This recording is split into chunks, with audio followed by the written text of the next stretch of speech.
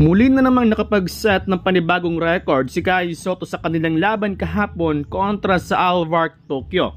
Nakapagtala si Kai Sotto ng kanyang career high 28 points.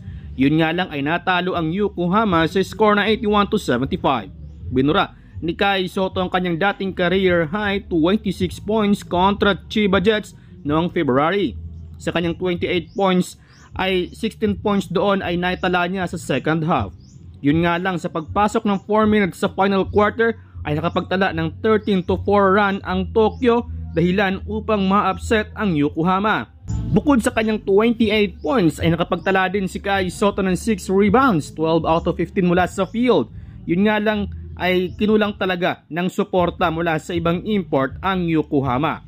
Best tandem talaga si Kawamura at Kai Sotto, ano? Ito yung advantage sa isang big man pag meron kang kakampi na mahusay na playmaker. Hindi rin basta-basta etong Alvark Tokyo dahil sila ang number 1 ngayon sa standing. Natuwa naman si Patty Scott, ang CEO ng S2S Private, sa pinakitang performance ni Kai Sotto. Ayon sa naturang CEO na we're proud and happy for him. Ang S2S Private mga idol ang nag-manage kay Kai Sotto since 2010 pa. Ayon naman sa agent ni Kai na Wasserman na malaking tulong sa improvement ni Kai ang pagdagdag nito ng timbang. Dati kasi ay nasa 109 to 110 kilograms lamang si Kai. Pero makalipas ng kalahating buwan ay umabot na ito sa 112 kilograms. Kaya mapapansin natin na hindi na siya tulad ng dati na madalas nating pinupuna na madali lang itong matulak. Ngayon ay kaya na nito makipagbanggaan sa ilalim.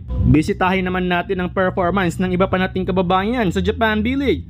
Talo naman ang team ni Dwight Ramos na Hokkaido kontra sa Osaka sa score na 96-74. Nakapagtala si Ramos ng 17 points. 10 points naman ang naitala ni RJ Abarrientos kontra sa team ni Bobby Ray Parks Jr. na Nagoya. Yun nga lang ay talo ang team ni Abarrientos sa score ng 76-69. Nakapagtala si Bobby Ray Parks ng 5 points in 20 minutes of playing time.